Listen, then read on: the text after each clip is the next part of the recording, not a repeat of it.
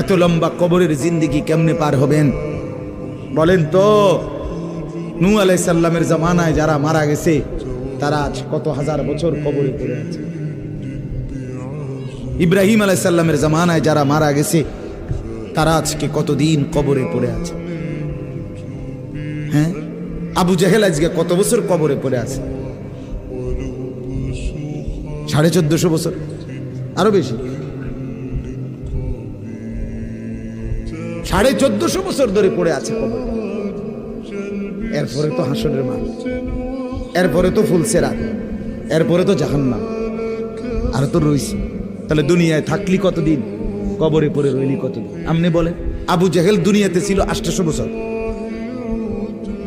কথা কন না?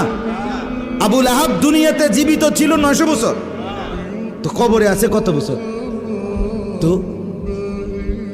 বাঁচছে কয় বছর? নাহলে 60 বছর, নাহলে 70 বছর, ঠিক কিনা বলেন?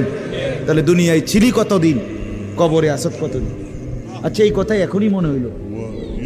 হ্যাঁ, এরপরে তো সামনেরটি রয়েছেই মিয়া, এখনো তো কিয়ামত আসে নাই, এখনো তো ইসরাফিল ফু দেয় নাই। একবার ফু দিবে, সব কবরে যাবে, আবার ফু দিবে, হাসরের মাঠ কায়েম হবে। আবার হাসরের মাঠের একদিন, খোদার কসম এই কোরআনে আল্লাহ বলছে, হাসরের ময়দানের এখন একদিন, প্রতি একটা দিন কয় ঘন্টা? হাসরের একদিন আল্লাহ বলছে 50,000 বছর, 50,000 সানা,